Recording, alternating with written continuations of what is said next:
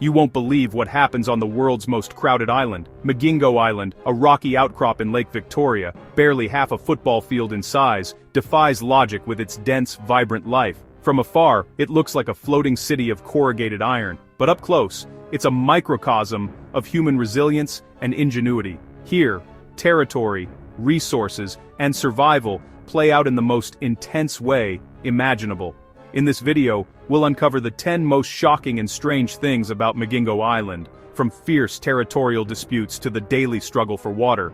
Get ready to discover a world you never knew existed. To understand Migingo, you have to grasp its scale, or lack of it. Less than half an acre, smaller than a football field, you can cross it in under a minute, yet over 500 people call it home, packed into a maze of tin-roof shacks. There are no roads, no gardens, just a metallic labyrinth where privacy is a foreign concept. Every inch is claimed, homes, shops, pathways, creating a single interconnected household. Children play in narrow corridors, laughter echoing through the alleys. No space for agriculture or livestock, everything arrives by boat. The island's survival depends on the outside world, yet it's forged a unique identity. Watching the daily ballet of boats and people, you see human ingenuity at its peak. Migingo's size isn't just a fact, it's the force that shapes every aspect of life here. This is the world's most extreme example of making the most out of almost nothing. Migingo's true value lies in the water around it, not the land itself. Kenya and Uganda both claim this tiny rock, thanks to colonial-era map confusion and the lucrative Nile perch trade. When the fish trade boomed, so did the island's strategic importance. Suddenly, two nations wanted it. At times, both Kenyan and Ugandan police patrol the same cramped alleys, creating a surreal, tense coexistence. Fishermen pay taxes to both sides, sometimes losing their catch to conflicting authorities. The island is a flashpoint for regional tensions, with diplomatic delegations and threats exchanged. Today, a fragile truce exists, but the dispute is far from settled. Two flags fly over Migingo, a daily reminder of its contested status. Here, international politics play out on the world's smallest stage. Life on Migingo is a lesson in adaptation. Homes are stacked and squeezed together, sunlight barely reaching the lower levels. A single room serves as bedroom, kitchen, and living space for entire families. Noise is constant, generators, music, arguments, laughter, all seeping through thin metal walls. Sanitation is a daily struggle. With no sewage system, basic latrines are overused, and public health is always at risk. Yet the community has created its own order. Neighbors rely on each other for everything. Buildings are made from whatever can be ferried over, giving the island a chaotic, organic feel. Despite the hardships, strong bonds form in these tight quarters. Life is lived publicly, in the alleys and on the docks. Privacy is rare, but community is strong. The architecture of necessity has built a society of resilience. On Migingo, you're never alone. Sometimes a blessing, sometimes a curse. It's a world away from the isolation of modern cities. Migingo exists because of one thing: the Nile perch. These giant fish have turned the island into a multi-million-dollar hub.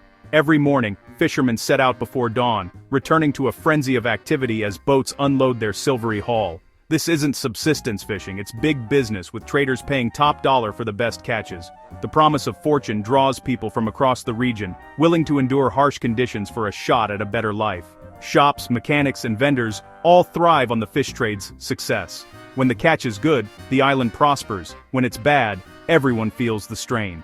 Overfishing is a looming threat, but for now, the silver gold rush continues. The entire island pulses to the rhythm of the catch. The Nile perch is both Migingo's lifeblood and its greatest risk. Here, every day is a gamble on the lake. The dream of the next big catch keeps Migingo alive. With no formal government, how does Migingo maintain order? The answer: a unique, unwritten system of self-governance.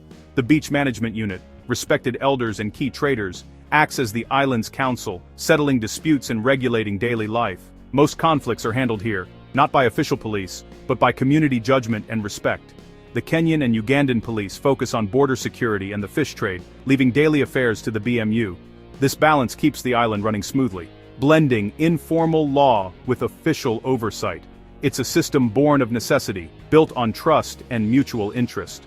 On Migingo, the unwritten rules are as powerful as any law.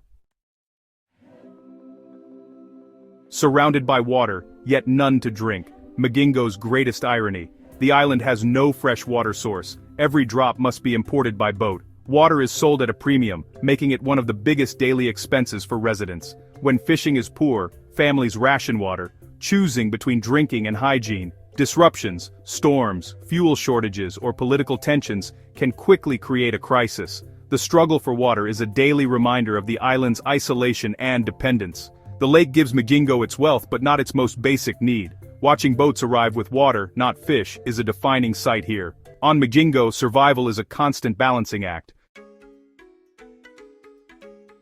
When night falls, Migingo lights up, not from a power grid, but from a patchwork of generators and solar panels. Private generators roar across the island, powering bars, shops, and charging stations. Fuel is expensive and must be imported, making electricity a luxury and a sign of prosperity.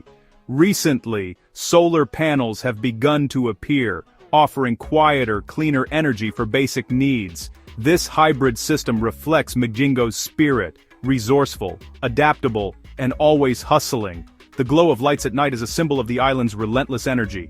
Here, electricity isn't a utility, it's a commodity. The wires strung between shacks tell a story of survival and innovation. Even in darkness, Migingo refuses to be left behind. After sunset, Migingo transforms. Generators power up, music blares, and the alleys fill with people seeking escape from the day's grind. Despite its size, the island boasts bars, eateries, a pool hall, and even a makeshift cinema. Nightlife is fueled by the cash-rich fishing economy, offering a vital release for residents. Here, friendships are forged, deals are struck, and the stresses of the day are left behind. The energy is electric, a mix of languages, music, and celebration. Even brothels are part of the complex social landscape. Nightlife is more than entertainment. It's a survival mechanism, a way to find joy amid hardship. On Migingo, the party is proof that people seek connection and celebration, no matter the circumstances. Migingo is one of the most heavily policed half-acres on Earth. Kenyan and Ugandan officers patrol side by side, asserting sovereignty and securing the lucrative fish trade. Their presence is a constant reminder of the island's strategic value and its tensions. Piracy is a real threat. So, police protect fishermen and regulate the trade. For residents, security is a double-edged sword. It brings safety, but also harassment and extortion. The relationship with police is complex, part protection, part occupation. Armed security on such a tiny island underscores just how high the stakes are. The guns aren't just for peace, they guard a multi-million-dollar resource. Migingo is more than a fishing village, it's a fortress. Here, the fate of a community is tied to forces far beyond its shores. Despite political tensions, Migingo is a melting pot of East Africa. Kenyans, Ugandans, Tanzanians, and others live and work side by side, united by the pursuit of the Nile perch. Languages and cultures mix in the alleys, creating a unique, vibrant community. Economic survival trumps national identity. Success depends on skill, not a passport. In bars and markets, everyone is a Migingoan first.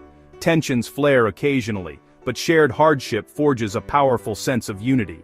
The island's multicultural society is its greatest strength. Migingo is a small-scale United Nations, built on necessity, not diplomacy. Here, diversity is the key to survival. Migingo Island is tiny, but its story is immense. It's a place of paradox, surrounded by water, yet thirsty, caught between nations, yet fiercely united. Every aspect of life here is a lesson in adaptation and resilience. Migingo challenges our ideas of space, community, and survival. As the sun sets over the tin roofs, the future of this extraordinary place remains uncertain. Which fact about Migingo shocked you most? Let us know in the comments. If you enjoyed this story, like, subscribe, and stay tuned for more incredible tales from around the world.